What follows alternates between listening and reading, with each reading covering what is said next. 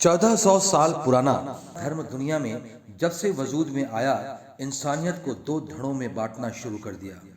एक इस्लाम को मानने वाले जिन्हें मुसलमान कहा जाता है, और दूसरे गैर मुस्लिम जिन्हें काफिर नाम दिया गया।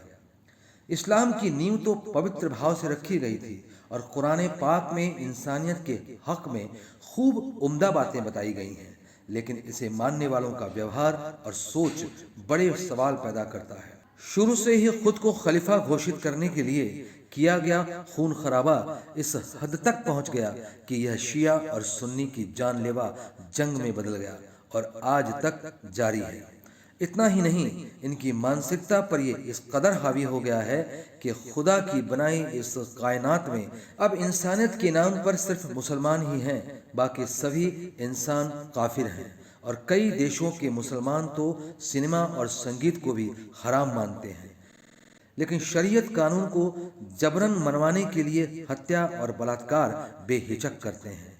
खुदा की बनाई दुनिया को दो हिस्सों में बांटकर इंसानियत का खून करते ये लोग खुद को सर्वश्रेष्ठ मानने की गफलत पाल बैठे। गफलत भी ऐसी कि गैर मुस्लिम की हत्या करने वाले मुसलमान को मृत्यु के बाद जन्नत नसीब होगी और बेहतर हूरों का साथ मिलेगा सो अलग। इसी लालच में फंसकर इस्लाम को मानने वाले लोगों ने आज तक दुनिया को कोई नया आविष्कार नहीं दिया। अगर दिया है तो जैश-ए मोहम्मद, अल-कायदा और तालिबान जैसे आतंकवादी गुट जो इंसानियत को खत्म करने पर आमादा हैं। दुनिया में कुछ अच्छे मुसलमान भी हैं, लेकिन तथाकथित मौलवियों के फतवे का शिकार होकर इधर उधर भटकते फिरते हैं। अच्छे लोग बुराई के खिलाफ आवाज भी नहीं उठा सकते। कुल मिलाकर इस कौम पर दहशतगर्दी हावी है।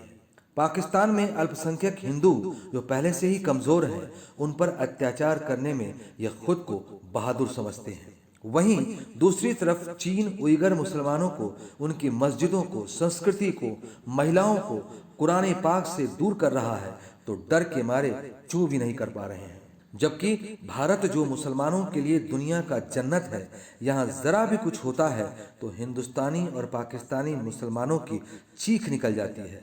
हम ये मुसलमान कौम की बुराई नहीं, सच्चाई बयान कर रहे हैं, जिस वजह से कुरान पाक को मानने वाली यह कौम दुनिया में रुसवा हो रही है और इस्लाम बदनाम हो रहा है।